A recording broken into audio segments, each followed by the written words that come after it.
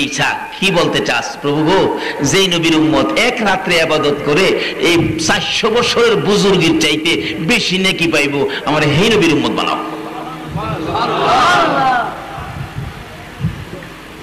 আল্লাহ কয় হে নবীর উম্মত হইতি, যা কবুল করলাম।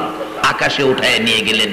একদিন আসবে পৃথিবীতে সেই নবীর উম্মত হইয়া, ঈসা মিয়া হইয়া, ঈসা নবী হইয়া না, যেদিন আসবে পৃথিবীতে কানা দাজ্জাল নামে একটা জালিম আসবে, যার কপালে লেখা থাকবে কাফের, একটা চোখ থাকবে অন্ধ, এক হাতে থাকবে জান্নাত, আরেক হাতে থাকবে জাহান্নাম। আপনাদের কাছে এসে বলবেন আমাকে খোদা মানো, তাইলে জান্নাতে দেব, আর খোদা না মানলে জাহান্নামে দেব। অথচ দেখবেন জাহান্নাম, ভিতরে ঢুকাইলে গিয়া দেখবেন জান্নাতের শান্তি, দেখতে জাহান্নাম, যেটা জান্নাত দেখবেন ভিতরে জাহান্নাম। এইভাবে সে ঘুরতে থাকবো। যারা দেখে, যারা নগদের পাগল, হেরা কি সর্বনাশ, জান্নাত পামু আপনারে খোদা মানলে, তাই তো আপনিই খোদা, গারো দইরা জান্নাতে দিব, জাহান্নামের শাস্তি ভোগ করতে থাকবো। আর যারা হেরে খোদা মানবে না, তারে আমার নবী বলে গেছেন করাত লাগাইবো মাঝখানে, করাত দিয়া 2 ভাগ করে ফেলবে, আবার একত্রিত করবে, জিন্দা হয়ে যাবেন, কিন্তু আর করাতে ধরবে না। এরকম ঘটনা ঘটতে থাকবে দাজ্জাল আসলে। কিন্তু দাজ্জালকে গুলি করে মারা যাবে না, বোমা মেরে মারা যাবে না, কোনো অস্ত্র তখন দাজ্জালের উপর ব্যবহার খাটবে না। কিন্তু হযরত ঈসা আলাইহিস সালাম এখন যেই আকাশের মধ্যে আছেন, ইনি আসবেন দাজ্জালের সাথে যুদ্ধ করার জন্য ঈসা মিয়া হইয়া। ইমাম মেহেদী আলাইহিস সালাম মসজিদের নববীর ইমাম থাকবেন। আসরের নামাজের সময় ওই 2 জন ফেরেশতার কাঁধে ভর দিয়ে ওই ঈসা মিয়া দুনিয়াতে নামবেন দাজ্জালের সাথে যুদ্ধ করার জন্য। কোন পাহাড়ে গিয়ে ধরা পড়বে, দাজ্জাল মারা যাবে, এটাও আমার নবী কিতাবে উল্লেখ করে গেছে। জোরে কোন সুবহানাল্লাহ। মসজিদের নববীর মিনারার উপরে নামায়া দিবেন ফেরেশতারা। ইমাম মেহেদী আলাইহিস সালাম নামাজ পড়ায়া বাহির হবেন, কে যেন খবর দিবেন আপনার মেহমান আসছে। তখন মই দেওয়া হবে, চগম দেওয়া হবে, নামবেন দুনিয়াতে। বলবেন হুজুর, ফেরেশতারা আকাশ থেকে মিনারাই দিতে পারলো, জমিনে দিতে পারলো না, আবার মই দিতে হবে কেন, চগম দিতে হবে কেন? আল্লাহ এর দ্বারা বুঝাইতে যায় উসিলা দরকার আছে। এই জন্য আমাদের দেশের মানুষ হক্কানি পীর মাশায়েখদের সাথে যায়া একটা সম্পর্ক করে কিনা বলুন তো? এটাই উসিলা দেখাইছে যে না, উসিলা লাগবেই। চগম দিবে, নিচে নামবে, যুদ্ধের সামান বুঝাবে। যেই খবর পাইবো আখিরি নবীর উম্মত ঈসা মিয়া আই পড়ছে, দাজ্জালের তখন 12টা বাজবো, বাতলা পায়খানা শুরু হইব। হাই খালি দৌড়বো, যুদ্ধ দরকার নাই, আমার জানটা বাঁচাই, কিন্তু জান বাঁচাইবার ক্ষমতা নাই। এই নবীর উম্মত ঈসা মিয়ার হাতে দাজ্জাল দুনিয়ার থেকে চিরবিদায় হয়ে যাবে।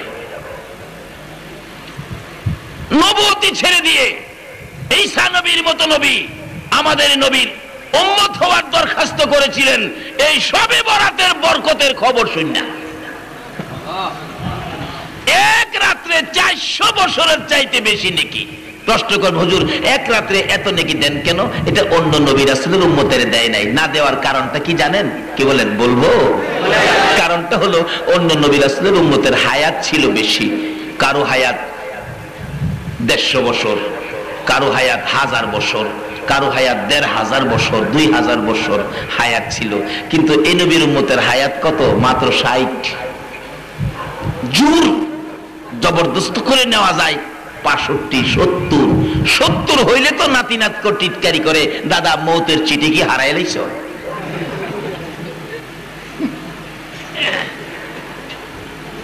আমার আল্লাহ কয়, বন্ধু গো, তোমার উম্মতের তো হায়াত কম, কিন্তু বরকত তো বেশি। অন্য নবীর উম্মতেরা 2000 বছর হায়াত পায়া নেকি কামাইছে, আর আপনি নবীর উম্মতের হায়াত কম, নেকি তো বেশি কামাইতে পারবে না। তাইলে আমি বিশেষ কিছু রাত্র আপনার উম্মতের জন্য বাজেট দিলাম। যেমন দিল লাইলাতুল বরাত, লাইলাতুম মুবারাকা, বরকতময় রাত্র, মুবারকময় রাত্র। এটা শাবানের 14ই দিবাগত রাত্র। কত বরকত দিয়ে দিলেন, আসুন সামনে বাড়ি। এর মধ্যে আল্লাহ বলেন, বন্ধু এই রাত্রে 400 বছরের চাইতে বেশি নেকি দিলাম কেন? হেরা 1000 বছর হায়াত পাইছে, 1000 বছর ইবাদত করতে পারছে। আপনার উম্মতদের তো হায়াত কম, এই জন্য মাঝে মাঝে স্পেশাল কিছু সুযোগ দিলাম। এই রাত্রের, এক রাত্রের ইবাদতের বিনিময়ে 400 বছর। আচ্ছা কন্ত, এইভাবে যদি 50 বছর বাঁচে আর প্রত্যেক 50 বছরে সবে কদর নসিব হয়, তাইলে এক বছরে 400 বছর, তাইলে 50 4 হইলে কত হইতাছে? 2000 বছর। হেরা পাইতো মাত্র 1000 বছর হায়াত, 1500 বছর হায়াত। আপনি 50 বছরে হুদা সবে বরাত পাইলেন কত? 2000 বছরের নেকি। এরপরও সবে কদর রইছে না? একটা সবে কদর যদি কারণ নসিব হয় 1000 মাসের চাইতে বেশি নেকি। এখন 1000 মাসের চাইতে বেশি নেকির হিসাব করেন। 1000 তাফসীরের কিতাবে কোরআন শরীফে 1000 উল্লেখ করেছেন। যদি জিজ্ঞেস করা হয় প্রভু গো আপনি 1000 উল্লেখ করলেন কেন? আল্লাহ বলবেন শোনো, 1000 গণনা উল্লেখ করার কারণ হলো যখন এই আয়াত শরীফ নাজেল হয় তখন আরবের লোকেরা 1000-এর বেশি গণনা তারা জানতো না। এমন একটা যুগ ছিল না আমাদের দেশে, কোন কোন মানুষ 20-র বেশি গণনা জানতো না। 1 কোটি 2 কোটি এরকম গণত। আচ্ছা 1 কোটি 2 কোটি যিনি জানে তার কাছে যদি 1 লক্ষ হিসাব দেন, হ্যাঁ বুঝবো? আল্লাহ কই তোমরা যখন 1000 জানো আমি 1000 দিলাম কিন্তু বেশি সাথে রাখলাম। যদি কোনোদিন পৃথিবীর বিজ্ঞান 1 লক্ষ আবিষ্কার করে তাহলে তোমরা ধরে রাখবে এই সবে কদরের বরকত 1 লক্ষ মাসের চাইতেও আরো বেশি। সুবহানাল্লাহ। যদি 1 কোটি আবিষ্কার করে ধরে রাখবে এই সবে কদরের বরকত 1 কোটি মাসের চাইতেও আরো বেশি। জোরে জোরে কন্যা সুবহানাল্লাহ। কেমন নবী পাইলা গো? কারু সিলাই এত জিনিস আমার আল্লাহ আমাদেরকে বাজেট দিয়েছে, একদিন চিন্তা করলেন না।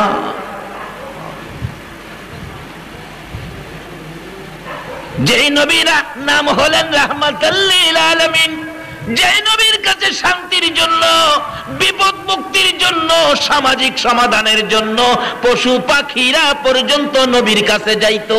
আল্লাহু আকবার বলুন না। একবার এক বাস পাখি, দোয়েল পাখি, কি সমস্যা? বাস পাখি দোয়েলকে দৌড়াইতেছে, দৌড়ে খাবে। বাস পাখি দোয়েলটারে খাওয়ার জন্য দৌড়াইতেছে। দোয়েল পাখি বলেন কোথাও জীবনটা বাঁচাইতে পারতেছি না।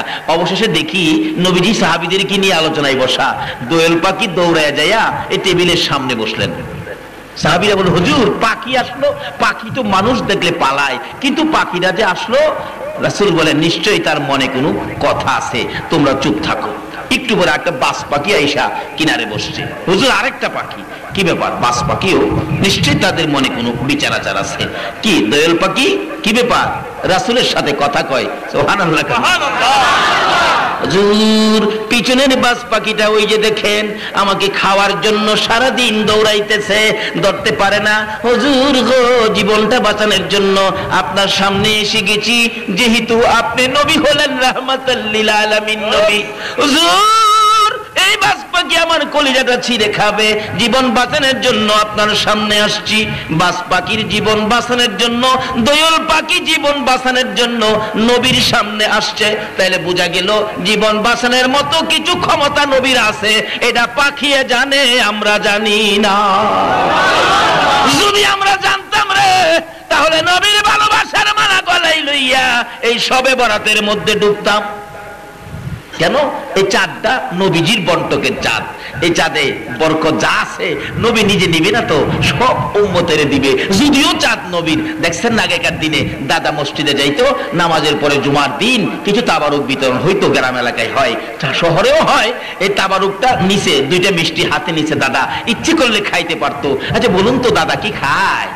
বাড়িতে যে ডাকে কই রে ভালো মসজিদ থেকে মিষ্টি আনছি, এদিকে নাতিরে বাইটা দিয়ে দেয়, বাবা মিষ্টি ছেলেরে দিয়ে দেয়। রোজগার করলো দাদাই, পাইলো নাতি, রোজগার করলো বাবাই, পাইলো নাতি ছেলে। আমার আল্লাহ কয় বন্ধু গো এই সবে বেড়াত তোমারই দিলাম, এটা তোমার মাস। নবী বলেন পাইলাম আমি, আমি নিব না, সব আমি আমার এতিম উম্মতের দিয়ে দিব। আসল কিভাবে দেয় একটু লম্বা হয়ে যাবে, আপনাদের কষ্ট হবে না তো? সবে বরাত নিয়ে বাড়িতে যান, যে 1 রাত্রের বিনিময় 400 বছরের চাইতে বেশি বুজুর্গি হাসিল হয়। আল্লাহু আকবার বলুন। কি যে বরকতের রাত, কি যে বরকতের মাস। আসুন আগে বাড়ি। দোয়েল পাখি কি ব্যাপার, তোমার কি দুঃখ বলো? হুজুর, আমার সারাদিন দৌড়াইতেছে, ধরতে পারলে কলিজাটা খুইলা খাইব, জীবনটা শেষ করে দিব। জীবন বাঁচানোর জন্য নবী গো আপনার সামনে এসে দয়াল পাখি যে নবীর কাছে জীবন বাঁচাই তাইলো, এটা শিরিক করলো না? পুরা শিরিক করলো। আমাদের দেশে এক কিসিমের ভাইর আছে, এগুলি কই দেখো হুজুর নবী কি করবো, নবীর কি ক্ষমতা আছে? নবীর বলে কোনো ক্ষমতা নাই। নবীর ক্ষমতা আছে, কে দিছে?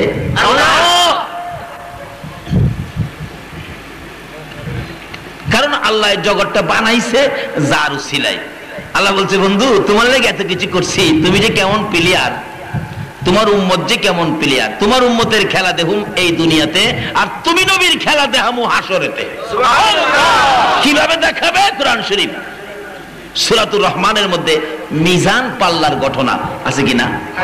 মিজান, হাসরের দিন মিজানের পাল্লা দিয়া মাপ দিব। আচ্ছা বলুন তো, মিজানের পাল্লা দিয়া মাপ দেওয়ার দরকারটা কি? আমাদের জীবনে নেক কত আছে আল্লাহ জানে না? আচ্ছা তারপরও সঠিক রিপোর্ট দেওয়ার জন্য দুইজন রিপোর্টার আমাদের কাঁধে আছে কিনা? তাদের নাম জানি কি? কিরামান। আচ্ছা তারা কি টাকা টোকা দিলে কিছু বেশ কম লেখে? সুযোগ নাই। ফেরেশতারা রিপোর্ট দিবে সঠিক, আল্লাহ নিজেও জানে সঠিক, যেহেতু ইনি সামিউম বাসীর। তারপরও মিজানের পাল্লার দরকার কি? আমার আল্লাহ বলবেন মিজানের পাল্লার দরকার রে, আমি আমার বন্ধুর খেলা দেখাইব। কি খেলা হবে? মিজানের পাল্লা দিয়ে মাপ শুরু হবে। আখিরি নবীর উম্মত মাপে তুলবে, নেকির পাল্লা হালকা হবে, গুনার পাল্লা ভারী। আল্লাহ জিজ্ঞেস করবেন, ও ফেরেশতারা মাপের খবর কি? প্রভু গো অবস্থা ভালো না, গুনার পাল্লা ভারী, নেকির পাল্লা হালকা। আপনি তখন তাকিয়ে থাকবেন কাটার দিকে, হায় হায় নেকির পাল্লা তো হালকা, গুনার পাল্লা ভারী, কি উপায়? চোখের পানি ছেড়ে দিবেন, চিৎকার মারবেন, কই রে আমার দরদি নবী, আল্লাহু আকবার। আমার নবী পাখির মতো উইরা বিপদগামী উম্মতের সামনে হাজির।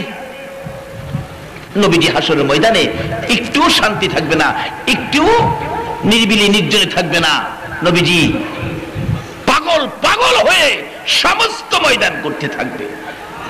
খাতুনে জান্নাত ফাতেমাতুজ জাহরা একদিন প্রশ্ন করেছিলেন, যেদিন আমার নবী দুনিয়া থেকে বিদায় হবেন, বাবা গো বিদায় মুহূর্তে এইভাবে কেন ছটপট করেন, কান্দেন?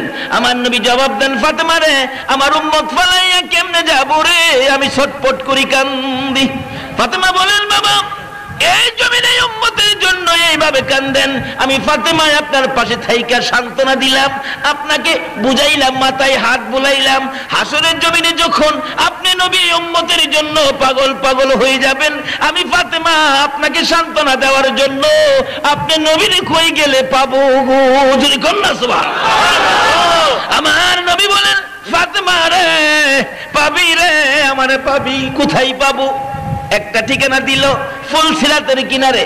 রে ফাতেমা ফুলসিরাতের কিনারে যদি আমারে না পাও, তাহলে দৌড়ে যাবে রে জাহান্নামের দরজায়। জাহান্নামের দরজায় যদি আমারে না পাও, যাবি রে মিজানের পাল্লার কাছে। মিজানের পাল্লার কাছে যদি আমারে না পাও গো ফাতেমা, যাইয়া দেখবি রে আমার উম্মতের ব্যথা বুকে লইয়া আল্লাহর আরশের নিচে সিজদায় পড়ে উম্মতি উম্মতি বলে কান্দি। নবী পাগল পাগল হয়ে হাসরের জমিনে ঘুরতে থাকবেন শুধুমাত্র আপনার আমার জন্য। এই নবীর মাসই হলো শাবান, শবে বরাতের মাস। এই মাসটা কিভাবে রোজগার হয় এটা আমাদের বোঝা দরকার আছে না? তাই আসুন আগে বাড়ি, কষ্ট হইতাছে না তো আপনাদের? আল্লাহ বললেন, বন্ধু তোমার খেলা হাসরে, উম্মতের খেলা দুনিয়ায়। এই তো খেলা চলছে, আরামের বিছনা ছেড়ে দিয়ে বিবি বাচ্চা ঘরবাড়ি সবকিছুর মায়া ছেড়ে নবীর মায়ায় মাহফিলে বসে আছেন শবে বরাত পূজার জন্য। এটাই হলো উম্মতের খেলা। আর নবীর খেলা হাসরেতে। কেন? দুনিয়ায় নবীর খেলা দেখাইলে দেখবে কিছু মানুষ, কিন্তু নবী তো কিছু মানুষের নবী না, সকল সৃষ্টির জন্য নবী।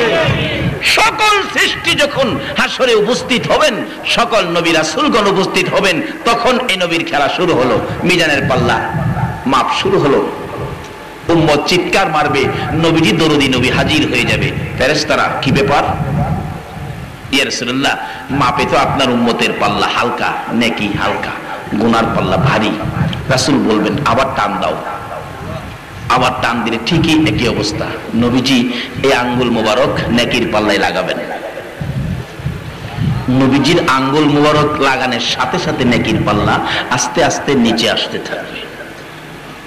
গুনার পাল্লা উপরে, এমন উপরে উঠবে, নেকির পাল্লা এমন ভারী হবে, কিতাব লেখে তখন যদি 7 আসমান 7 জমিন থাকতো, সব যদি নেকির পাল্লার অপোজিটে দেওয়া হতো, এই নেকির পাল্লার সাথে ওজনে তারা কোলাইতো না। শুধুমাত্র নবীজির আঙ্গুল মোবারক। আল্লাহ জিগাইবেন, ফেরেশতারা মাপের খবর কি? আচ্ছা, আল্লাহ কি দেখে নাই খবর কি? ফেরেশতারা বলবেন, প্রভু মাপের খবর উল্টে গেছে। আল্লাহু আকবার করুন। মাপের খবর উল্টে গেছে। কি উল্টে গেল? গুনার পাল্লা ছিল ভারী, নেকির পাল্লা ছিল হালকা। আপনার বন্ধু আঙ্গুল মোবারক দিয়ে নেকির পাল্লা করেছে ভারী, গুনার পাল্লা করেছে হালকা। রে ফেরেশতারা, তাহলে আর জাহান্নামে দিস না, আমার বন্ধুর উম্মতের জান্নাতে দিয়ে দে। আরেকজনকে উঠানো হবে, ঠিক তাই হবে। আমার নবী পাঞ্জাবির পকেট থেকে এক টুকরো কাগজ নেকির পাল্লায় দিবে, ভারী হয়ে যাবে নেকির পাল্লা, গুনার পাল্লা হালকা। আল্লাহ জিজ্ঞেস করবেন, ও ফেরেশতারা নেকির খবর কি? প্রভু গো জিগাইয়া লাভ কি? আল্লাহু আকবার। আল্লাহ বলবেন নেকির খবর কি? ফেরেশতারা বলবেন জিগাইয়া লাভ কি? হয় যদি হালকা আপনার বন্ধু করে দেয় ভারী। আমার আল্লাহ বলেন, ফেরেশতারা রে, এই জন্যই তো আমি মিজানের পাল্লা বসাইছি। এই নবীর প্রেম ভালোবাসা শিখেন, যে নবীর প্রেমে আমার আল্লাহ কি সুন্দর খেলা, মিজানের পাল্লা বসাইছে। ফেরেশতারা দেখো দেখো, আর মাপ দিয়া লাভ কি? যদিও হালকা হয় নেকির পাল্লা, আপনার বন্ধু তো ভারী গিরা বেহেশতি বানায় দেয়। আমার আল্লাহ কয়, শোনো, এই মিজানের পাল্লাটাই বসাইছি, এই বন্ধু যে কি করতে পারে, গুনাহগার নেকির পাল্লা হালকা, বন্ধু যে ভারী করতে পারে। অর্থাৎ এই খেলাটা একমাত্র আমার বন্ধু ছাড়া এই মাঠে আর খেলোয়াড় নাই। রে ফেরেশতারা, আমার বন্ধুর খেলা দেখানোর জন্য মিজানের পাল্লা খেলতে দে, সুযোগ দে রে। আমি কেমন বন্ধুর সাথে বন্ধুত্ব করে এত কিছু করেছি, এই বন্ধুর খেলা দেখানোর জন্য মিজানের পাল্লা বসাইছি। সেই নবীর শবে বরাত। আজকে আমরা সেই নবীর উম্মত। বাজেট কত? শবে বরাত, শবে কদর, শবে মেরাজ অন্য কোন নবী রাসূলের উম্মতের দেয় না। আমাদের দেওয়ার কারণ হলো আমরা বয়স পাইছি কম। কি কোন বয়স? আরো জোরে কোন? কত কম। আল্লাহু আকবার। আসুন না, এই নবীর উম্মতের জন্য কত সুযোগ সুবিধা দিয়েছে। শবে বরাতটা হলো সকলের জন্য দরজা খোলা। সকলের জন্য কি? কিন্তু আপনি নামাজি হইয়া বাহাদুরি করেন, অহংকার করেন। আজ গাইছে নামাজ পড়তো, 7 বছর নামাজের খবর নাই, আজ গাইছে শবে বরাত পড়তো। আল্লাহ কয়, দাওয়াইছটা আমি সুযোগ দিছি আমার বন্ধুর উম্মতের, সারা বছরের গুনাহ লইয়া আজকে শবে বরাতও যদি সেজদা করে আমার পবিত্রতা ঘোষণা করে, আমি তো তাদের জীবনের গুনাহগুলি মাফ করে দেব। এমনকি বাকি জীবন নামাজি হওয়ার জন্য আমি তাকে হেদায়েত দিয়ে দিব। আল্লাহ ডাকে নেওয়ার জন্য। আর আমরা নামাজি হয়ে টিটকারি করি, সারা বছর নামাজ নাই, আজকে আইছে নামাজ পড়তো। অনেক লোক দেখবেন জিগায় শবে বরাতের নামাজ আইলে, হুজুর টুপি টাবিওয়ালা দেখলে জিগায়, হুজুর নামাজ কবে? নামাজ দেখবেন যারা একটু শান্ত মেজাজের তারা তো বলে, বাবারে নামাজ তো শুক্রবার দিবাগত রাত্রে। আর যারা একটু অগ্রমিজাজ, হ্যাঁ কি নামাজ? 7 বছর নামাজ নাই, আজকে নামাজের কথা জিগা, আজকাল নামাজ পড়ছস? আচ্ছা, এই শবে বরাতের বাজেটটা কি আমাদের সংসদ থেকে হইছে? এটা জাতীয় কি জানি কয় জাতিসংঘের থেকে এই বাজেটটা দেওয়া হয়েছে। এই বাজেট কে দিছে? কারে দিছে? নবীরে দিছে এই বাজেট। আর কোন নবীরে দেয় নাই। নবীরে দেওয়ার অর্থ হলো এই বাজেট পাইবো কে? নবীর উম্মত। সুযোগ দিলেন নবীর উম্মতের, কারণ ভুল ত্রুটি আছে ক্ষমার জন্য। যেমন এই নবীর উম্মতের কত সুযোগ। আল্লাহু আকবার কন্যা। ফজরের নামাজ পড়ছেন না, এই অপরাধ লেখার জন্য ফেরেশতা আসেনি? কি করছি অপরাধ লেখার জন্য ফেরেশতা আসেনি? এরা কই আছে? সাগরের পার বইতে হ্যাঁ কই কাঁদে।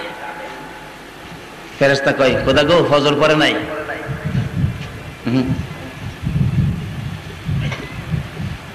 লেখি ফজর পড়ে নাই, আল্লাহ রাখ জোহর পর্যন্ত দেখ,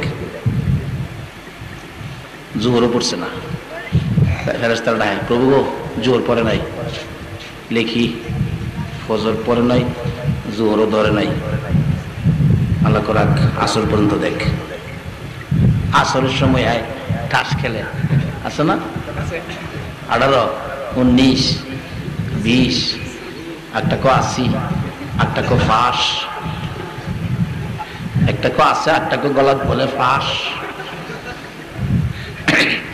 আটটা কো নাই, বই থেকেই কো নাই বলে।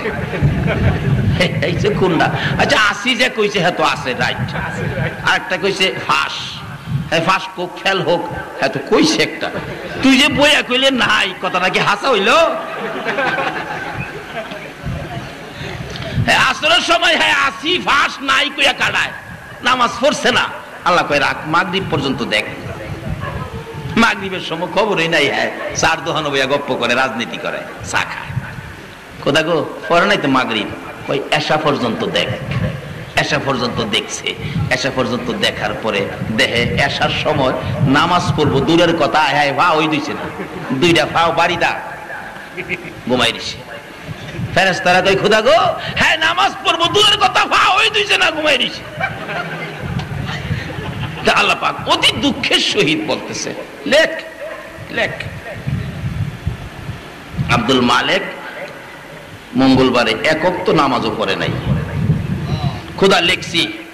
আল্লাহ কই রাখ, ওখান তোদের কাছে রাখ, দেখবেন আসামিদের থানাত নেই, 3 দিন পর্যন্ত রিপোর্ট থানাতেই থাকে, ঠিক না? ও 3 দিন পরে এটা জেলা পর্যায়ে পাঠা। আল্লাহ কই রাখ।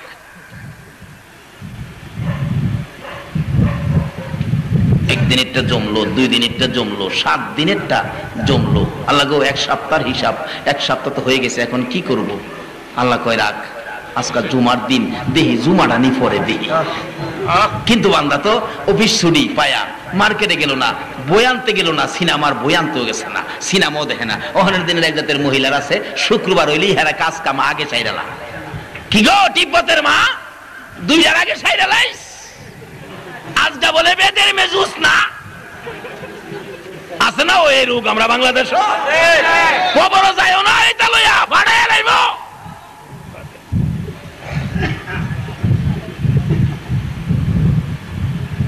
সকাল থেকে প্রস্তুতি নিচ্ছে, গোসল করে ইস্তারি জামাটা লাগায়া টুপি লাগাইছে, তারপরে আতর লাগাইছে। একজন আরেকজনকে ডাকতেছে, এই দোস্ত আজকে যে জুমার দিন জানোস না? আরে হো দাঁড়াও দাঁড়াও। ঘর থেকে বাহির হইছে।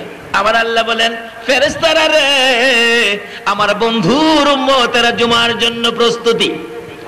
আরে ফেরেশতারা এই বন্ধুর উম্মতের জুমার নামাজ পড়ার জন্য একটা কদম সামনে বাড়াইছে, আর একটা বাড়াইবো।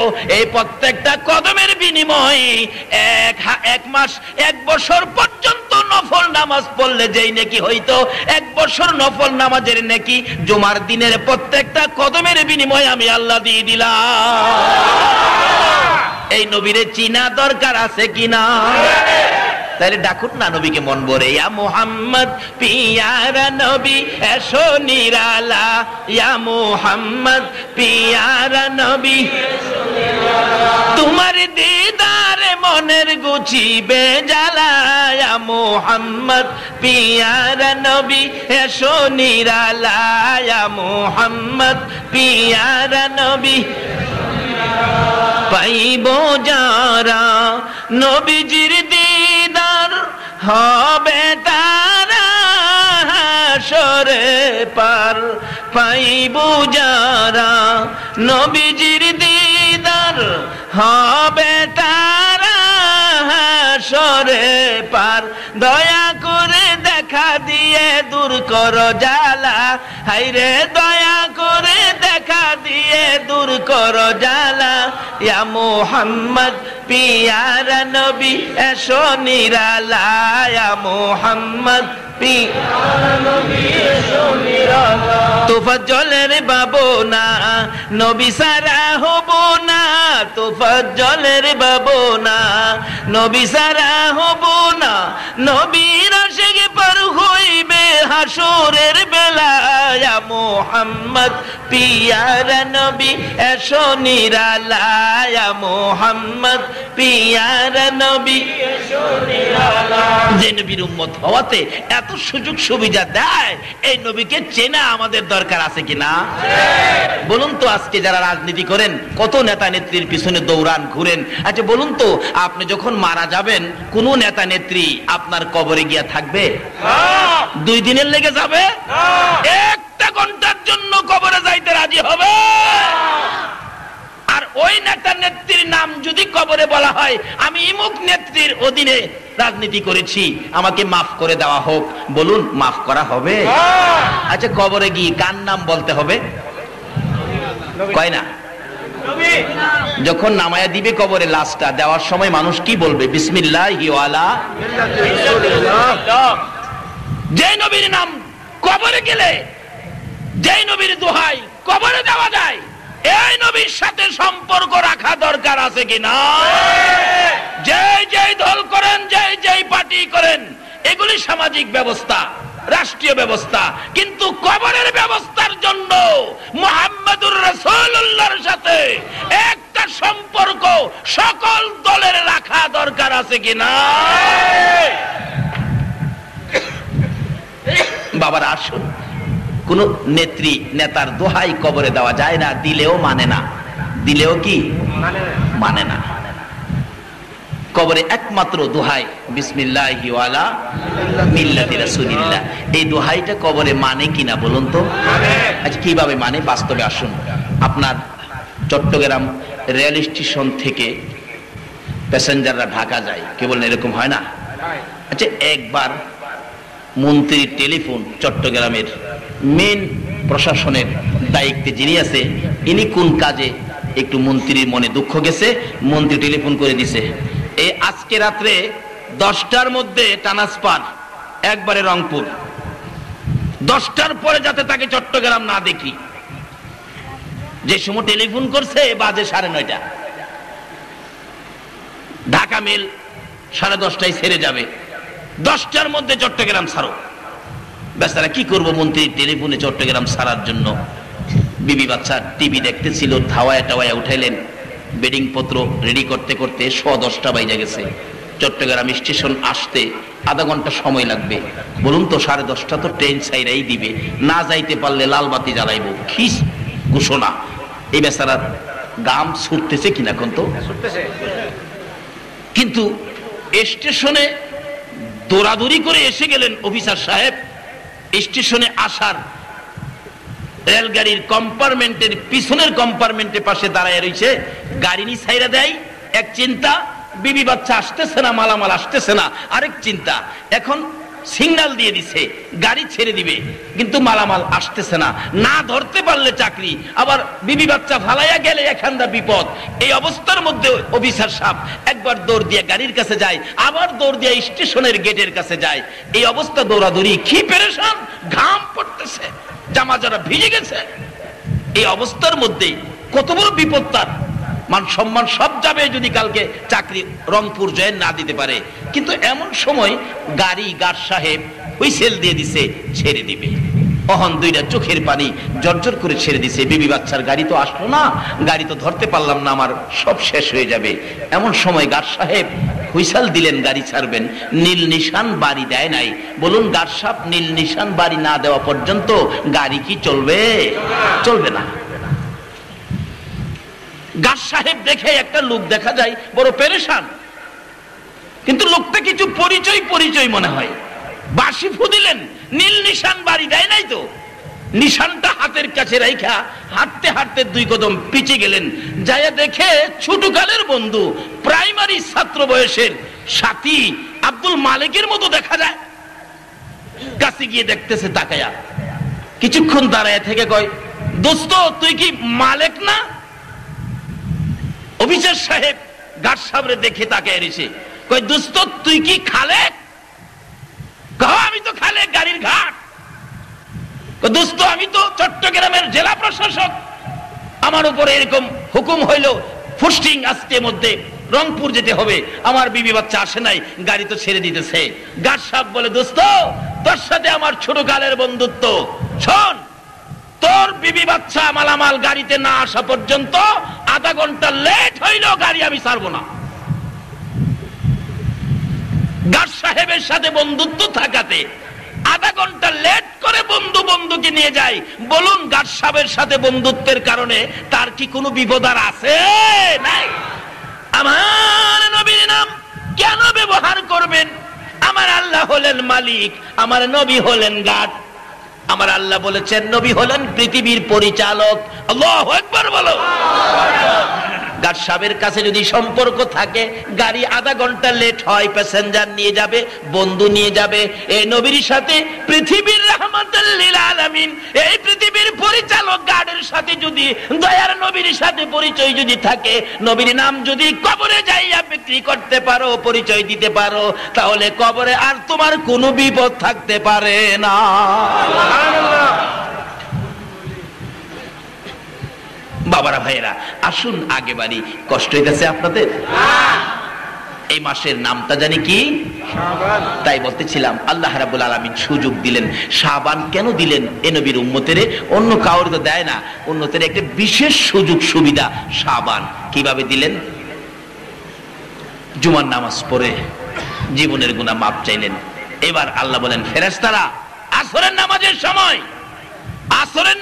সময় সমস্ত পৃথিবীর আমার নবীর উম্মতের হিসাব কিতাবের খাতাগুলো আমার নবী মদিনায় শুইয়াছে, মদিনার অফিসে নিয়ে জমা দাও। সমস্ত উম্মতের এক সপ্তাহের রিপোর্ট জুমার দিন আসরের নামাজের সময় মদিনায় নিয়ে পৌঁছানো হয়। কিন্তু জুমার নামাজও পড়লেন না। সপ্তাহ শেষ, মাস গেল, মাসও শেষ, কি বিপদ হইল রে। কিন্তু আল্লাহ কয় বন্ধু গো, আরেকটাই স্পেশাল সুযোগ দিলাম, যেটা শবে বারাত। জুমাও পড়লেন না, মাসও পড়লেন না, শবে বারাতে গিয়ে হাজির হইলেন। মসজিদে জায়গা হয় না, এরকম হয় কিনা বলুন তো? বেটা জানে না কিচ্ছু, আপনি নামাজি, তাকে ধাক্কা দিয়েন না। আল্লাহ তো আখিরি নবীর উম্মতের মায়া করে শবে বারাতের সুযোগ দেওয়ার ইচ্ছা হলো এই নবীর উম্মতের ক্ষমা করে দিবে। আপনি কেন ধাক্কা দেন? 6.5 বছর নামাজ পড়েন না, আজকে কিসের নামাজ? আইসা পড়ছে, মসজিদ ভর্তি মুসল্লি দাঁড়াইছে, একবারে নামাজও জানে না, পিছনের কাতার কাড়িছে, আবার এমনি যায় দেখে কেন কেমনি নামাজ পড়ে। ফেরেশতারা কই কোথা গো? ওই যে পিছের কাতারে কাড়িছে, দেখেন না কি করে? আল্লাহ কয় কথা কইস না, এই তো নামাজও খাড়িছে। কহ একটা কাজ কর, জীবনে আইছে না রে, আজকে শবে বরাতে আইছে, হ্যাঁ বিশ্বাস শবে বরাতে একটা বরকত পাইবো, এই আশাই তো হে আইছে। ও ফেরেশতারা তার জীবনের সকল গুনাহগুলি গাঠুরি বানায় হের মাথার উপরে দেয়। ফেরেশতারা সারা জীবনের গুনাহ গাঠুরি বানায় মাথায় দিছে। আর ইমাম সাহেব হুজুর এশারের নামাজ পড়াইতেছে, কি বড় জামাত। ইমাম সাহেব যখন রুকুতে গেল, বলুন সকল মুসল্লিরা রুকুতে যায় কিনা? যে কোনো গাঠুরি যদি মাথায় থাকে, মাথা নোয়ায়া রুকুতে গেলে গাঠুরিটা মাথায় থাকবে না। কি সিস্টেম করছে আল্লাহ এই নবীর উম্মতের মাফের জন্য। গুনার বোঝা টপ করে পড়ে গেছে ওই শবে বরাত। ইমাম সাহেব ডাক মারছে, সামি আল্লাহু লিমান হামিদা। মুসল্লিরা কি বলতেছে? রব্বানা লাকাল হামদ। আল্লাহ কয় তুই আমারে রব কইছস? বান্দারে রব কওয়ার আগেই তো তোরে মাফ করে দিছি। তখন দেখবেন যারা জীবনেও নামাজ পড়েন নাই, সব রাতে খারিছেন, দেখবেন তখন শরীরটা একটা ঝাঁকি মারবে। ওই সময় রহমতের ফেরেশতারা এসে আপনার সাথে মুসাফা করে খবরটা দেয়, এ আল্লাহ আদরের বান্দা, তুই কি জানোস তোর গুনাহগুলি মাফ? সুবহানাল্লাহ। কাজী আল্লাহ সুযোগ দিলেন আখিরি নবীর উম্মত বলে শবে বরাতে যাইয়া জীবনের গুনাহ লইয়া দাঁড়ারে বান্দা, আমি আল্লাহ বন্ধুর উম্মত বলে মাফ করে দিব। আর তুমি আর আমি কেন বাধা দেই? 6.5 বছর নামাজ পড়ে না, আজকে কি হইব নামাজ পড়লে? আল্লাহ যদি মাফ করে দেয় বলুন আমরার কোনো ক্ষতি আছে? তাইলে আসতে দেন না, আরো আদর করে বলেন বাবারে কালকে শবে বরাতের নামাজ, জীবনে তো পড়ছো না নামাজ, কালকেও যে দাঁড়াও, হয়তো কালকে জীবনের গুনাহ মাফ করে দিয়ে একটা হেদায়েতের নিশান আল্লাহ কি আমাদের হাতে দিতে পারে না? এরকম বহু ঘটনা জানা আছে। হুজুর গত শবে বরাতের নামাজ পড়ার পর থেকে আর হুজুর নামাজ ছাড়ি না। আমার মসজিদে আয়োজন হয়, ভৈরব বাস স্ট্যান্ড মসজিদে। শুধু আয়োজন না, অলৌকিক ঘটনাও ঘটেছিল। আপনারা ক্যাসেটের মধ্যে একটা খবর পাইছেন সাপের ঘটনা? জি জি, ক্যাসেটে পাইছেন সাপের ঘটনা। এই তো 3-4 বছর আগের ঘটনা এটা। শবে বরাতের দিন, ঠিক শবে বরাতের দিন এশারের নামাজ, তখন শীত ছিল, এখন তো গরমে আইসা পড়ছে, শীত ছিল 4-5 বছর আগের ঘটনা। এবার এশারের নামাজের সময় শীত, এই জন্য নামাজের সময়টা একটু পিছিয়ে দিলাম। ব্যবসায়ীরা, দোকানদাররা বলে হুজুর এশারের জামাতটা একটু পরে দিলে আমরা সকলে জামাতটা পড়তে পারি। 8:30টায় দিলাম। 8:30টায় নামাজ শেষে বসলাম একটু আলোচনা করার জন্য। শবে বরাত কোন নবীকে দিলেন, শবে বরাতের তাৎপর্য বরকত কত, এই আজকের মতো আলোচনায় বসলাম। বসে এই নবীকে কেন দিবেন না, এই নবীর দুনিয়াতে আসার সময় কত ঘটনা ঘটেছে, নবী দুনিয়াতে আসার সময় আমার আল্লাহ রহমতের দরজা খুলে দিয়েছে। এই শানের উপর, এই নবীর উপর আমি একটা গজল গাইতেছিলাম। কি গজল? আকাশেতে লক্ষ তারার জুনাক জ্বলেছে, আল্লাহ তাআলা রহমতেরই দুয়ার খুলেছে। এই গজলটা গাইতে থাকলে সম্মিলিত কণ্ঠে মুসল্লিদেরকে নিয়ে, এমন সময় মসজিদের মুতাওয়াল্লি সাহেবের ছেলে, যার নাম আনার মিয়া, এখন সেই ডালি থাকে। আনার মিয়া মিম্বরের কাছে আইসা আমার কানে কানে কয়, তোফাজ্জল ভাই মসজিদের ভিতরে একটা সাপ আইসা গেছে, আপনি বলে দেন সাপটারে যাতে কেউ কিছু না করে। এটা কল্পনা নয়, কল্পনা নয়, কাল্পনিক নয়, বাস্তব ঘটনা। বিশ্বাস না হলে ভৈরব বাজারে গিয়ে প্রমাণ করেন। এই গজলটার সময়, নাতে রাসূলের সময় সাপটা মসজিদের ভিতরে ঢুকে গেছে। বলুন সাপের মধ্যেও নবীর ভালোবাসা আছে কিনা? কিভাবে আছে? এই তো সামনে যাইতেছি, কষ্ট হবে আপনাদের? বাবা রাত্র তো আমার 2 ঘন্টা তো হয়েই যাইতেছে। 12:30টায় শুরু করলাম, 2:30 কাছাকাছি হয়ে গেছে। 10 মিনিট গেলে 2:30 হয়ে যাবে। ঠিক আছে, এর মধ্যে আধা ঘন্টা বাড়ায় দিলে আজকে কষ্ট হবে না তো? আসুন আগে বাড়ি। এক ভাই যারা নবীর ভালোবাসা পছন্দ করে না, এই ভাই কয় যে সাপে হি কান আছে, সাপে শুনতো। সাপের বলে কান নাই, আসলেও কান নাই। আচ্ছা কান নাই দেখে কি সাপে শুনে না? শোনার ব্যবস্থা দিছে না? হ্যাঁ, নবীর মহব্বত, নবীর শান মানতে রাজি না আর কি। মানে নবীরে ভালোবাসক, এটা এর কাছে কি অথচ আল্লাহ কইছে ভালোবাসার ব্যক্তি একজন, ভালোবাসার পার্সন পৃথিবীতে একজন, আমার সৃষ্টিকুলের মধ্যে একজনই ভালোবাসার পার্সন, ইনি হলেন মুহাম্মাদুর রাসূল। ফাত্তাবিউনি ইউহিব্বুকুম। সাপের মধ্যে নবীর ভালোবাসা আসেনি? নবী যখন আবু বকরকে নিয়ে হিজরত করে মদিনায় যাবে, গারে সুর পাহাড়ের গুহায় আশ্রয় নিলে সর্পগর্তের ভিতর আবু বকরকে দংশন করলেন। নবীজি লালা মোবারক দংশনকৃত জায়গায় লাগাইলে বিষ পানি হয়ে গেলেন, সুস্থ হয়ে গেলেন আবু বকর। সর্প বাহির হলো, হুজুর আমাকে মাফ করেন, আমি আবু বকরকে ধ্বংসন করার জন্য এখানে বসি নাই, আমি বসেছিলাম আজ থেকে 6 মাস আগে। আকাশ বাতাসের কাছে খবর পেয়েছি আমার রাসূল এই রাস্তায় মদিনায় যাবে, কাফেরদের যন্ত্রণায় এই গুহায় আশ্রয় নিবে। আর আমার ইচ্ছা ছিল, আল্লাহর নবী গো, এই গর্তের মুখের উপর বসে থাকবো, আপনার দুশমনের মোকাবেলা করব, প্রয়োজন হলে আপনার জন্য আমার জীবনটা দিয়ে দিব। রাসূল বলেন, সাপ আমার জন্য তুমি এত পাগল? তাহলে সাপের মধ্যেও নবীর ভালোবাসা ছিল কিনা? সকল পশু পাখির মধ্যে এই নবীর ভালোবাসা ছিল কিনা? ছিল। এইবার সাপ তো আইসা মসজিদের ভিতরের বারিন্দা পার হয়ে জানালার গ্রিলের মধ্যে বসে, আমি এরকম মিম্বরে বসে আলোচনা করতেছিলাম, আইসা গ্রিলের মধ্যে বসে আমার দিকে তাকায় বসে রয়েছে। যতক্ষণ আলোচনা চললো, অথচ বাহিরেও মানুষ ভিতরেও মানুষ, সাপটা এইভাবে তাকায় রইল। 4 ঘন্টা পর্যন্ত সাপ নিচে। লোকেরা কাছে যায়, কেউ আবার লেজে ধরে টান দেয়, গোলাপান বুঝেন না, কিন্তু সাপ এতিমের মতো তাকায়া চোখটা ঘুরায়, কিচ্ছু কয় না। এটাই বুঝি বলতে চায়, তোমরা কেন আমাকে বিরক্ত করতেছো? আমি তো আমার নবীর ভালোবাসায় এসেছিলাম। অবশেষে বাস স্ট্যান্ড সেক্রেটারি ক্যাসেটের মধ্যে উল্লেখ আছে, জনাব সগীর মিয়া আমার চাচা হয় সম্পর্কে। উনি যায় বলে, চাচা, মানুষ খালি সাপ দেখে, আশপড়শি মহিলারা পর্যন্ত আসতেছে চান মিয়া হাজির মসজিদে গায়েবী সাপ আইছে দেখার জন্য। এমন সময় সগীর মিয়া সাহেব সাপের মাঝখানে দৌড়ে বলতেছে, এই সাপ, তুমি এখানে বসে নামাজের ক্ষতি করতেছো কেন? মাঝখানে দৌড়ে সাপটাকে বাহিরে ফেলে দিলেন, কিন্তু সগীর মিয়াকেও সাপটাই কিছু করে নাই। এই শবে বরাতের দিন এই নবীর আশেক হয়ে, পাগল হয়ে সর্ব পর্যন্ত মসজিদে উপস্থিত হতে পারে। আজকে এই শবে বরাতের তাৎপর্য বুঝতে দেয় না এক কিসিমের মানুষ। আল্লাহ তাদেরকে বুঝ দেখ, সকলে বলুন আমিন। যেই হোক, বলতেছিলাম, নামাজে দাঁড়াইলেন, আল্লাহ কয়, ও ফেরেশতারা তার জীবনের গুনাহগুলো গাঠুরি বানায় মাথায় দিয়ে শবে বরাতের পিছনের কাতারে রাস্তার মধ্যে মসজিদে জায়গা নাই তো, এবার রুকুতে গেলেন, গাঠুরি পড়ে গেল।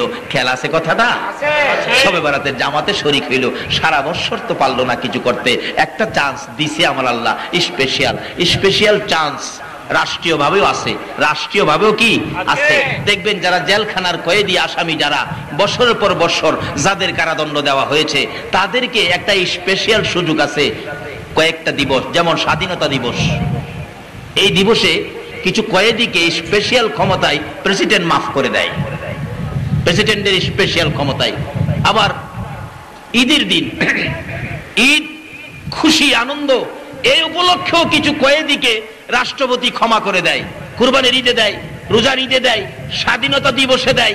এরকম বিশেষ কিছু দিনে একটা রাষ্ট্রপতি অপরাধীকে ক্ষমা দেয়। আল্লাহ কয়, একটা রাষ্ট্রপতি বিশেষ দিনে অপরাধী ক্ষমা দিতে পারে, আমি আল্লাহ কি ক্ষমা দিতে পারি না?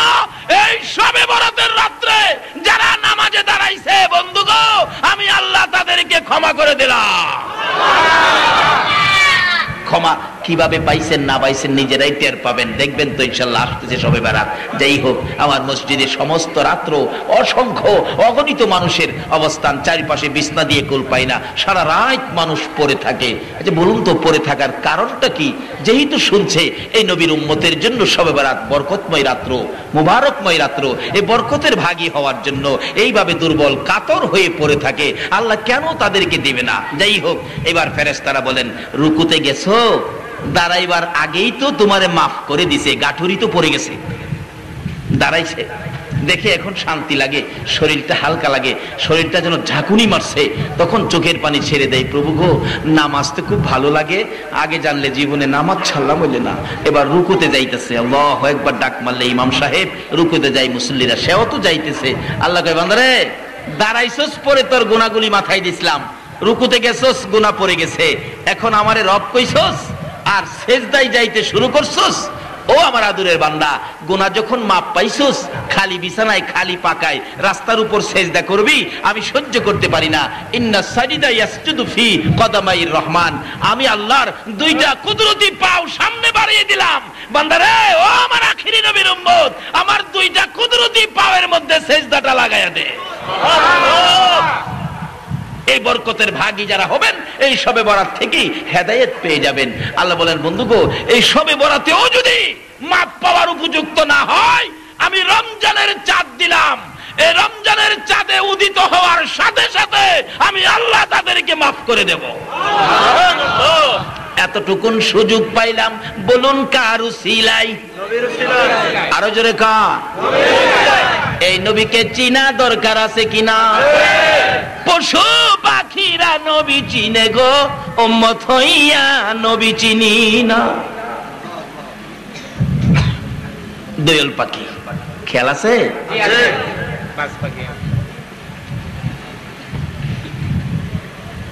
হুজুর, এই বাস পাখিটা আমার সারাদিন যাবত দৌড়াইতেছে, আমার গাঁটটা ভাঙ্গা খাইবে।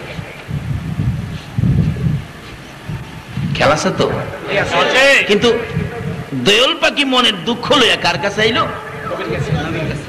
দোয়েল পাখি জানে এই নবীর কাছে গেলে দুঃখ নিবারণ হবে, কিন্তু আমরা উম্মত হইয়া, অথচ এই নবীর উম্মতের জন্য কত সুযোগ সুবিধা। আমরা তো কিছু হইলেই বাদ, নামাজ পড়লেই বাদ।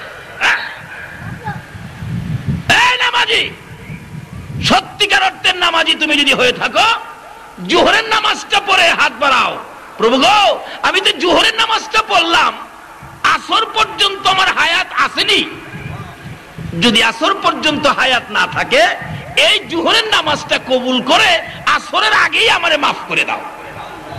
আচ্ছা জোহর পরে এরকম মোনাজাত করছেন, পারবেন কেউ বলতে? পারবেন না। খালি নামাজ পড়ে দেখাইতে যান আমি একটা নামাজি।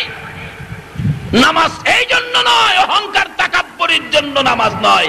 নামাজ হলো আখিরি নবীর উম্মত হওয়া, আল্লাহকে খুশি করার জন্য নামাজ। আসর পড়লেন, হাত বাড়ান, প্রভু গো আসর যে পড়লাম, মাগরিব পর্যন্ত আমার হায়াত আছে কি? যদি মাগরিব পর্যন্ত আমি না বাঁচি তাহলে আমার মাগরিবের আগেই এই আসরের উসিলায় আমাকে মাফ করে দেন। এইভাবে মোনাজাত করে করে নামাজ পড়ে দেখেন নামাজ যে কত মজার জিনিস। এইভাবে নামাজে যারা ঢুকেছে তারা জীবন যায়, নামাজ ছাড়ে না। আর এখন নামাজ পড়ে 2-3 ওয়াক্ত পড়েই কয় না মজা নাই, আগেরটাই বলা। অথচ নামাজ কত মজার জিনিস, ইবাদত নামাজ কত দামি জিনিস। এক হিন্দু ভদ্রলোক, অভাবী সংসার, বেচারা শবে বরাতের সময় মানুষ এভাবে বীর মসজিদে বিবির সাথে পরামর্শ করে, বিবি গো শবে বরাতে বলে রিজিক বন্টন করে আল্লাহ, শবে বরাতে বলে ভাগ্যের পরিবর্তন করে, দাবি দেওয়া শুনে ভাগ্যে ভেজাল জন্য দরখাস্ত করলে আল্লাহ বলে পরিবর্তন করে দেয়। আমাদের তো জীবনটাই গেল খায়া না খায়া কষ্টের মধ্যে। একটা কাজ করিল কি, মুসলমান হয়ে যাই, মুসলমান হয়ে যাই, দুইজনে মিল্লা শবে বরাতের রাত্রে কান্নাকাটি করব, আল্লাহ নিয়ে আমাদের ভাগ্য পরিবর্তন করে। আল্লাহু আকবার খান্না। শবে বরাতের রাত্রে ডাকলে আমার আল্লাহ ডাক শোনেনি, তার প্রমাণ হলো আমার শ্বশুর। আমার শ্বশুর আমি দেখি নাই অবশ্য, আমার বিয়ের আগে উনি মারা গেছেন। বাড়িতে যাওয়ার পরে শুনি ওনার জীবনের আলোচনা। উনি ছোটকালে দুধ খুব ঘন করে জাল দিয়া পাশের দুধকে আদাশের বানায়া খাইতেন। তো তার ইচ্ছা হলো আজকে শবে বরাত ছোট হলেই যে এই দোয়াটাই করুম, আল্লাহ আমারে পাশের দুধ আদাশের বানায়া খাওয়াইও। অন বেচারা দোয়া করতে গিয়া দোয়ার মধ্যে স্লিপ কাটছে, স্লিপ কেটে বলে ফেলছে আল্লাহ আমারে আদাশের দুধ ভাষ্যের পানি দিয়া খাওয়াইও। অন শবে বরাতের দিন দোয়া কি হয়? কি হয়? কি হয়? ডাক দিতে পারো না তো, কবুল হয় না কেমনে? আবার সুযোগ দিছে আল্লাহ, কবুল করবো আল্লাহ, না করলে সুযোগ দিল কি লেগা?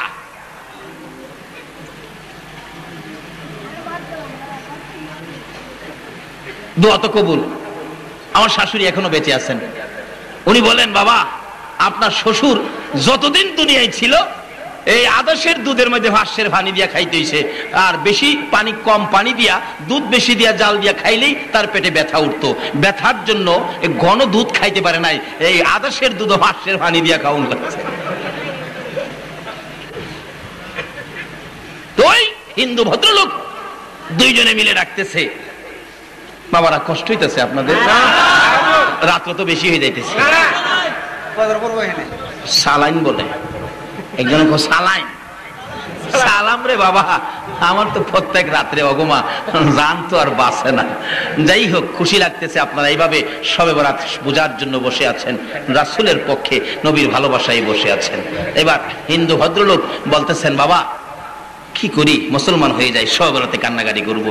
শবে বরাতে মসজিদে না গিয়া একটা জঙ্গলার মধ্যে চলে গেছে, ঘরে খাবার নাই, বাচ্চা কাচ্চা ও না খাইয়া ঘুমাইছে।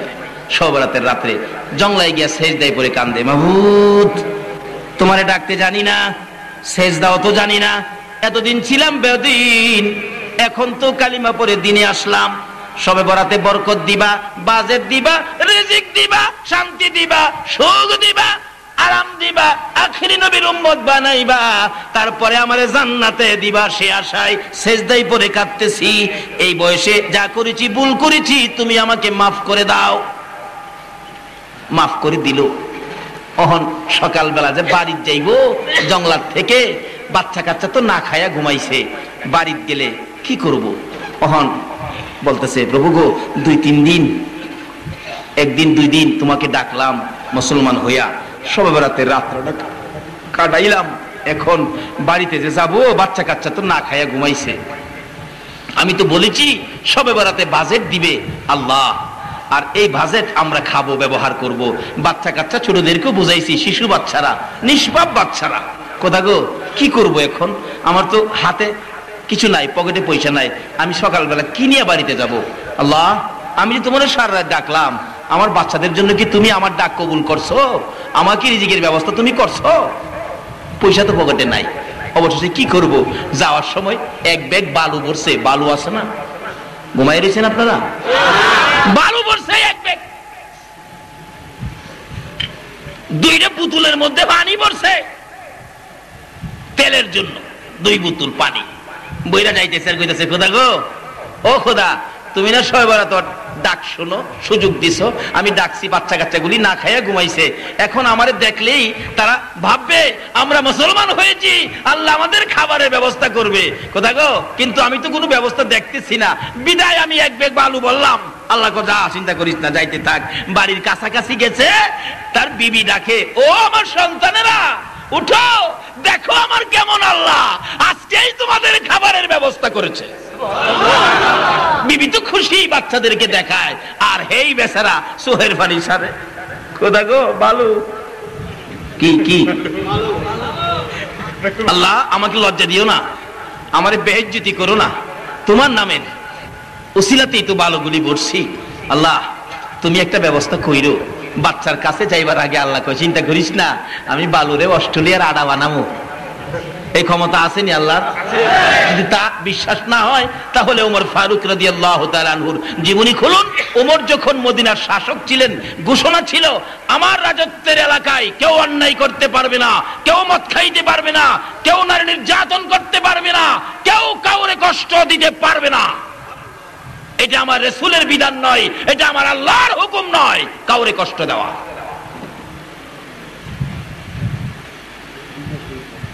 ওমর কয়, আমি কয়া বাড়ি ঘুমায় রইলাম, যদি কাউরে কেউ কষ্ট দেয় তাহলে তো আমি দায়ী হব, আমি কয়া ঘুমায় থাকলে হবে না, তালাশ করে দেখতে হবে। রাত্রের বেলা রাষ্ট্রপতি হইয়া সারা দেশে রাত্রে ঘুরে অন্ধকার, হঠাৎ দেখে একটা খেজুরের বাগানের ভিতরে গভীর রাত্র মিটি মিটি বাতি জ্বলে, এটা হারিকেনের মতো বাতি দেখা যায়। ওমর ভাবলেন এই লোকটা মনে হয় নিশ্চয়ই কোনো বিপদে আছে। আর আসলে লোকটা ছিল মদ খাওয়ার অভ্যাস, 2 বোতল মদ নিয়ে উমরের ভয়ে ওই জঙ্গলাই গেছে না, যাতে উমর না দেখে। ওমর বাতিওয়ালা দেখে ভাবছে কোনো বিপদ, আর হেই বেটা ভাবছে উমর যাতে না দেখে জঙ্গলাই। মদের বোতল জমিনে রাইখা প্রস্তুত নিতেছে, মদ খাইবো, আর কইতেছে ওমর কি আইন কিরা বাসায় ঘুমায় থাকো, আমি যে অহন জঙ্গলাই বৈশা মদ খাম, অহন কি তুমি দেখবা? কি লাভ হইলো কি, আমি তো খাইতে আসছি মদ, পারলাম না তো তুমি মদ খাওয়া ফিরাইতে। এমন সময় উমর বাতিওয়ালার দিকে লক্ষ্য করে ডাক মারছে, এ জঙ্গলাই কে, ভয় পাইতেছ? ভয় পাইও না, আমি উমর এসে গেছি। কে আইছে? আচ্ছা বলুন, এই বেটার অহন কাপড় টাপড় নষ্ট হইতেছে নি? হিরে উমরের কণ্ঠ, ভয় নাই। ছোটকালে দেখছেন না, বাচ্চা পায়খানা করবো, উঠানের কিনারে বসছে, বাচ্চা যদি ভয় পাইতো বাবা ঘরের ভিতর থেকে ডাকে, ভয় পাইস না আমি যাই রয়েছি, ঘরের ভিতর থেকে বলে ছাই রইছি। এই কথা কর অর্থ কি? বাচ্চা যেন ভয় না পায়। ওমর দূর থেকে সাহস দিলেন, ভয় পাইও না, আমি ওমর এসে গেছি। যে ওমর বাঘের কানে ধরে থাপ্পড় দেওয়ার সাহস রাখে, আমি সে ওমর এসে গেছি। আচ্ছা বলুন তো, তার পায়খানা পাতলা হয়েছে নি? এখন কি করব? মদের বোতল সামনে ফিরে রয়েছে, খেয়াল নাই, খালি ওমরাই পড়ছে, করিটা কি করিটা কি কইজামু, দিশাহারা হয়ে গেছে। ওমর তো সামনে হাজির, একবার হের পাইছা, আবার নিচে মদের বোতলের পাইছা। ওমরের মেজাজ কি নরম না গরম? এগুলি কি? আমার রাসূল মদ খাওয়া হারাম করেছে, আমি ওমরের সামনে মদের বোতল, আজকে তোর জীবনের শিক্ষা দিব। যে ওমর রাসূলের পক্ষে, শরীয়তের পক্ষে, মারিফতের পক্ষে বিচার করতে যাইয়া আপন পিতার কল্লা কেটে দিয়েছে, সেই ওমরের সামনে মদের বোতল। আজকে যারা মদ খেয়েছো, এই শবে বরাতের নামাজে ওয়াদা করো, কসম খাও আর জীবনে মদের বোতলে হাত দিব না, যেহেতু আমার রাসূল হারাম করেছে। ওমর বলেন, কি এগুলো কি? ওই লোকটা কাঁপতেছে আর বলতেছে, খোদা গো, যার হাতে ধরাত পড়ছি পৃথিবীর কেউ নাই আমারে তার হাত থেকে বাঁচাইতে, যদি পারেন আমনে আমনে। আরে এগুলি কি? ভয়ে মুহদাইছে, এগুলি দুধ। কি দুধ? দুধ দুধ চিনেন না আপনারা? দুধ কি ভালো জিনিস না খারাপ জিনিস? আরে দুধ তো বেহেশতি জিনিস, বেহেশতি দিয়ে খাইবেন আল্লাহর রহমতে। কি কন, খাইতেন না বেহেশতে? না যাইতেন না? ভয় পান? আমরা না গেলে বেহেশতে যাইবো কে? আমরা যে নবীর উম্মত, এই নবী যদি না হইতো বেহেশ কি হইতো? ওমর বলেন, এগুলি কি? দুধের বোতল। এই বেটা, লেবেলে কই মদ, তুই কর দুধ, কি পাইছস কি?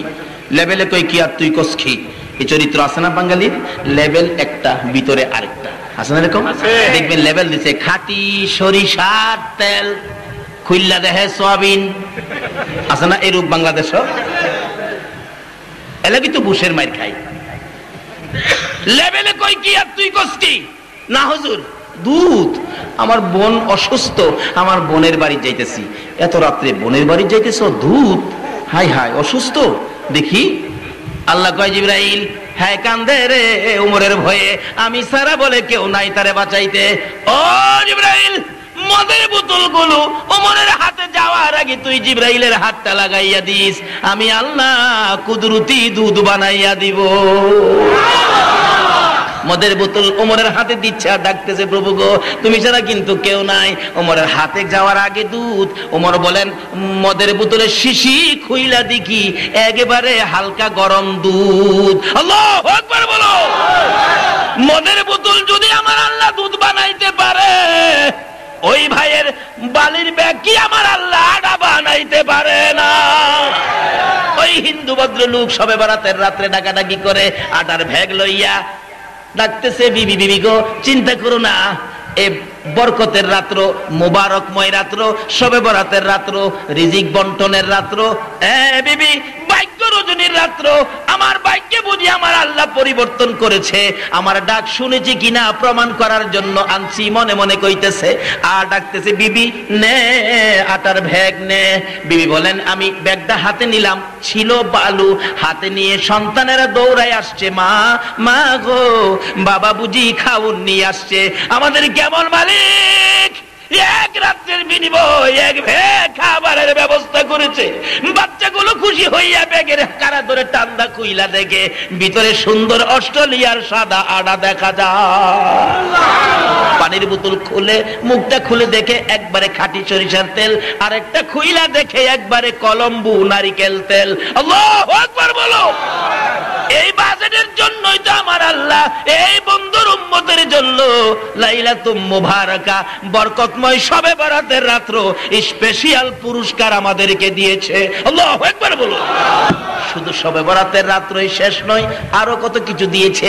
এই শবে বরাতের রাত্রে, শেষ রাত্রে আমার আল্লাহ রহমতের সবকটি দুয়ার খুলে ডাকতে থাকবে, এ বন্ধুর উম্মতেরা, কে আছো সন্তান হারা, হাত বাড়া, সন্তানের জন্য সন্তান দিয়ে দিব। কে আছো অভাবী, হাত বাড়াও, অভাব দূর করে দিব। কে আছো বিমারি, অসুস্থ, রোগ ভালো হয় না, আমি আল্লাহ ভালো করে দিব। যার যে আশারে রহমতের দুয়ার খুলে দিলাম, আমার দরবারে দরখাস্ত করো। এই শবে বরাতের রাত্রে আমার নবী বলেন, তোমাদের সকল দরখাস্ত আমার আল্লাহ কবুল করে নেবেন। এমনকি এই শবে বরাতের রাত্রে 3টা রোজা শবে বরাত উপলক্ষে, শাবানের 13, 14, 15, রাসূল বলেন এই বিশেষ মুবারকময় রাত্রের উপলক্ষে 3টা রোজা যদি কেউ রাখে, এই 3টা রোজা রাখার কারণে হাসরের দিন আমার আল্লাহ হাসরের ময়দানে একটা বেহেশতি উট সাজায় রাখবেন। ওই এক একজন রোজাধারকে এক একটা সাজার বেহেশতি উটে করে বিশেষ সম্মানে জান্নাতে নেওয়া হবে। সুবহানাল্লাহ।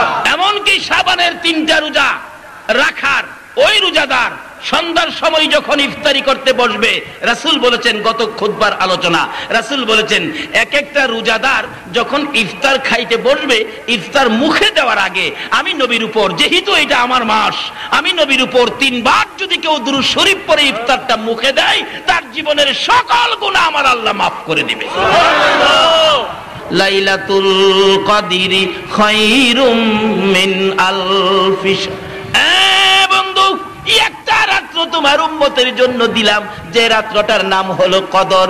এক রাত্রের বিনিময় ওই সামাউনের মতো 1000 মাস দিনের বেলা জিহাদ, রাত্রের বেলা ইবাদত। সামাউন দিনে জিহাদ, রাতে ইবাদত করে যে নাকি কামাইছে, আপনার উম্মতের জন্য একটা রাত্র দিলাম যার নাম কদর, এর বিনিময় এর চেয়ে বেশি নাকি আপনার উম্মতের দান করে দিলাম। সুবহানাল্লাহ, তাকবীর, আল্লাহু আকবার।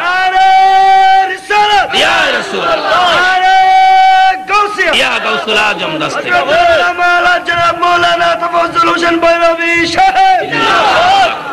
আসুন বাবারা, শেষ পর্যায়ে চলে গেলাম। যে নবীর উসিলায় এত কিছু পাইলাম, এই নবীকে চিনা আমাদের দরকার আছে কিনা? তাই তো বললাম, দয়াল পাকি নবী চিনে, উম্মত হইয়া নবী চিনি না। শেষ পর্যায়ে এসে গেলাম। খেয়াল আছে কথাটা? দয়াল পাখি কো, নবী গো, এই বাস পাখিটা আমারে খাইবার লেগে সারাদিন দৌড়াইতেছে, কোথাও জীবন বাঁচাইতে পারতেছি না। নবী গো, আপনার কাছে আসলাম জীবনটা বাঁচাইতে। দয়াল পাখির অবস্থা দেখে রাসূল জিজ্ঞাসা, বাস পাখি কি ব্যাপার? বাস পাখি কয়, নবী গো, সারাদিন পেটের খিদার যন্ত্রণায় কলিজাটা জ্বলতেছে হুজুর, রাত্রে খাউন পাই নাই, গাছের ডালে বইয়া ঘুমাইছি, সকালবেলা ওইটা পেটের খিদার যন্ত্রণা সহ্য করতে পারি না, এই দয়াল পাখিটারে হুজুর দৌড়াইতেছি, দরটাল্লেই খায়া আমার কলিজাটা ঠান্ডা করবো হুজুর, এইটা এই আশায় আমি দৌড়াইতেছি। রাসূল দেখে সমস্যা কাউর চেয়ে কাউর কম না। আচ্ছা, এরকম একটা বিচার যদি আজকালকার দিনে আমাদের দেশে আইতো, তাইলে আমাদের দেশের বিচারকরা কি কইতো? দয়াল তুই দেলা 5000, তুই দেলা 5000, 2 মাস পরে বিচার হইব। এরকম রূপ আছে না আমরা বাংলাদেশে? এদেশের বিচারকটাও বিচার করে টাকা খায়া আবার নামাজও পড়ে, কি লাভ হবে? রাসূল বলেছেন, 1 নলা খাবার হারামের থাকলে 40 দিন পর্যন্ত একটা নামাজও কবুল হবে না। বাবারে, নিজের চরিত্র পরিষ্কার করো। কত সুযোগ এই নবীর উসিলায়, এই নবীর কথা মতো জীবনটারে গড়ে তোলো। আল্লাহ সেই তৌফিক দেখ, সকলে বলুন আমিন। কিন্তু নবী বিচার করে, কি সুন্দর বিচার। ও বাবা বিচারকরা, এই বিচার করে যদি মরতে পারো, সবচেয়ে বড় পুরস্কারটা আমার আল্লাহ তোমাকে দেবে। বিনা হিসাবে আমার আল্লাহর পাশে নিয়ে তোমাকে বসাবে, যদি সেই বিচার করতে পারো, ঘুষ না খায়া সঠিক বিচার যদি করতে পারো। এবার নবী বিচার করে, দয়াল পাখি আয়, টান দিয়ে হাতে বসাইছে। নবীজির হাতে যে পাখিটা বসছে, বলুন এই পাখির দাম বাড়ছে কিনা? আজকে পাখিটা ছোট্ট দয়াল পাখি, বলুন আমাদের দেশে এটা কোন পাখি হয়েছে? জাতীয় পাখি হয়ে গেছে। অথচ এর চেয়ে বড় কত পাখি আছে, আছে না? এইটা দেখলে বাইরে মারতে যায়, আর এটারে জাতীয় পাখি বানাই কেন? নবীর আদর পাইছে। নবীর আদর পাইলে, শুধু একটা পাখি যদি জাতীয় পাখি হইতে পারে, নবীর আদর পাইলে কোন উম্মত, আল্লাহ বলেন সে আমার জান্নাতি হবে। জোরে কোন সুবহানাল্লাহ। যাও, তোমার ভয় নাই, যাও।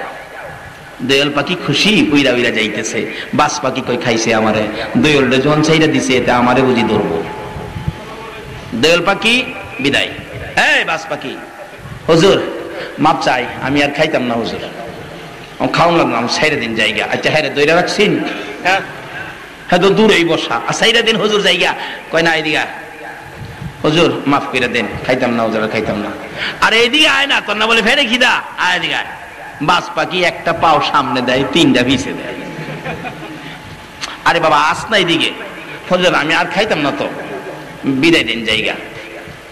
আমার নবী ডাকে, বাস পাখি রে, তোর না পেটে বড় খিদা ছিল? রে বাস পাখি আয়, আমি নবীর পাশে আয়, তোর পেটের খিদা লইয়া আমি নবীর গাল মুবারক থেকে 2 টুকরা গোশত খাইয়া রে তোর কলিজা ঠান্ডা করে যা।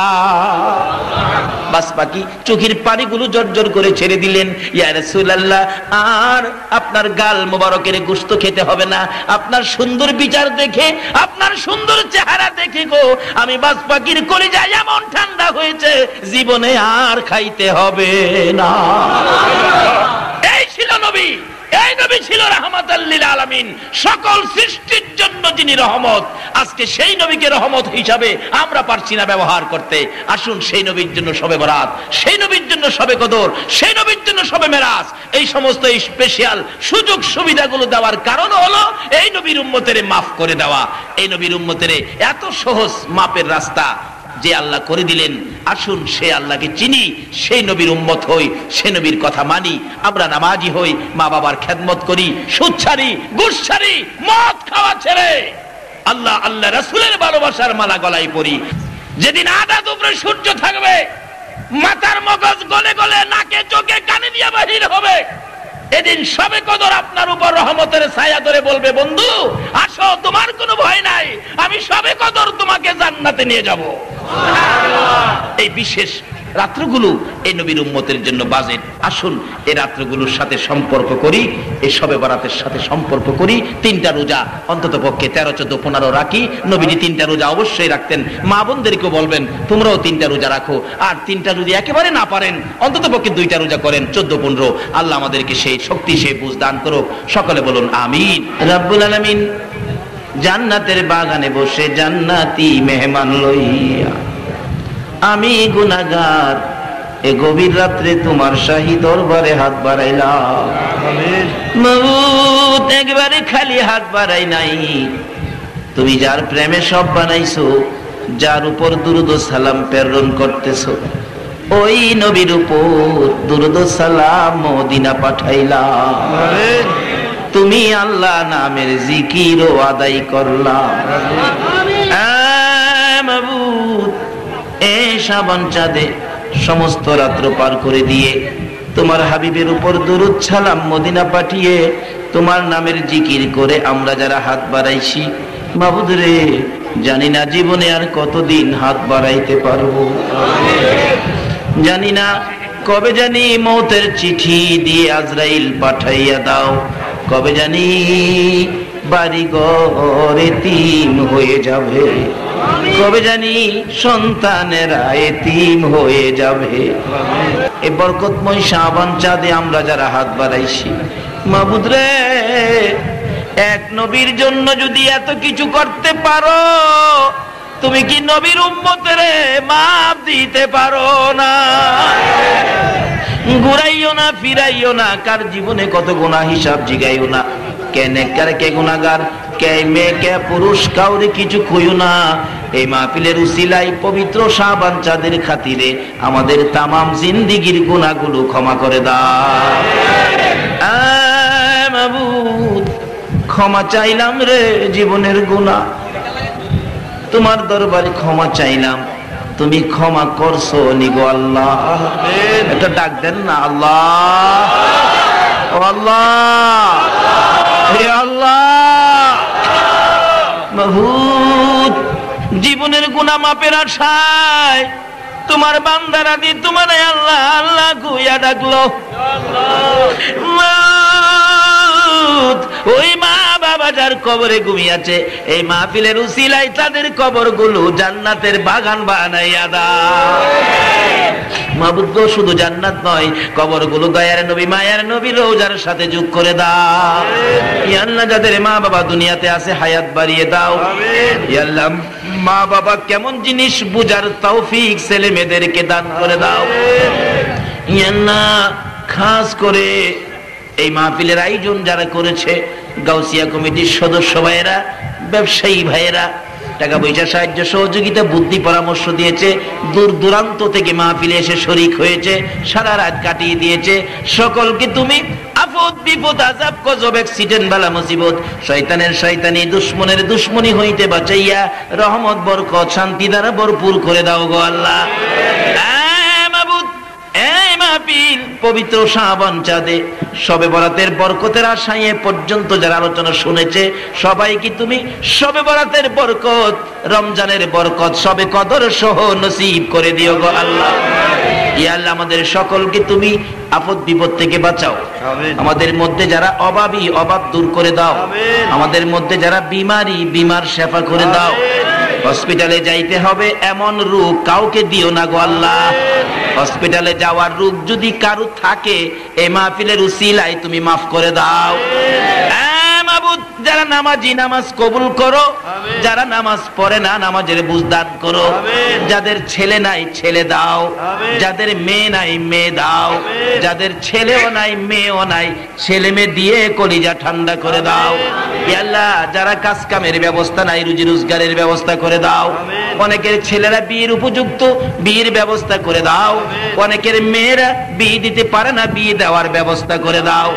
আল্লাহ, তোমার আখিরি নবীর উম্মতের সকল দুঃখ দূর করে রহমত বরকতের বাগী করে দাও গো আল্লাহ। আল্লাহ, অনেকে বিদেশ থাকে সহি সালামতে রাখো। আল্লাহ, যারা বিদেশ যাবে মনের আশা পুরা করে দাও। যারা লেখাপড়া করতেছে লেখাপড়ায় বরকত দাও। যারা পরীক্ষা দিবে দিয়েছে কামিয়াবি দান করে দাও। আল্লাহ, মা বোনদেরকে রাবিয়া বস্তির মতো বানিয়ে দাও। কাল কিয়ামতে খাতুনে জান্নাত ফাতেমা তুজারার সাথে হাসর নসিব করে দিও। আল্লাহ, যুবকদেরকে খালিদ বিন ওলীদের মতো বানিয়ে দাও। কচি কচি বাচ্চাদেরকে মাজার মুআব্বিজের মতো কবুল করে নাও। সাদা দাড়িওয়ালা গো, সাদা দাড়িওয়ালা রে আবু বকর সিদ্দিকের মতো নবীর আশিক বানাইয়া দাও। মাবুদ, এই মাহফিল টুকুন গাউসিয়া কমিটির মাহফিল তোমার কুদরতি হাতে আমানত করে গেলাম। কিয়ামত পর্যন্ত এই মাহফিল তুমি কায়েম রাখো গো আল্লাহ। এই মাহফিলের উসিলায় এই এলাকার মধ্যে রহমত বরকতের ফায়সালা করে দাও গো আল্লাহ। ইয়া আল্লাহ, আমাদের বাংলাদেশটাকে তুমি হেফাজতে রাখো। যতগুলো দরখাস্ত করলাম সবগুলি তুমি কবুল করো। মাহফিল শেষে যারা যেখানে যাবে গো সহি সালামতে পৌঁছাইয়া দিও। যতগুলো দরখাস্ত করলাম এক ভাই দোয়া চাইলেন, আল্লাহ তার মনের আশা পুরা করো। খাস করে প্রভু গো, যে ভাই খানার ব্যবস্থা করলেন তার মনের আশা পুরা করো। এই গাউসিয়া কমিটির সকল ভাইদেরকে মাহফিলের উসিলায় তাদের মনের সকল দাবি দেওয়া পুরা করে দাও। সাল্লাল্লাহু তাআলা আলা খায়রি খালকিহি মুহাম্মাদিন ওয়া আলা আলিহি ওয়া আসহাবিহি আজমাইন বিহাক্কি লা ইলাহা ইল্লাল্লাহু মুহাম্মাদুর রাসূল।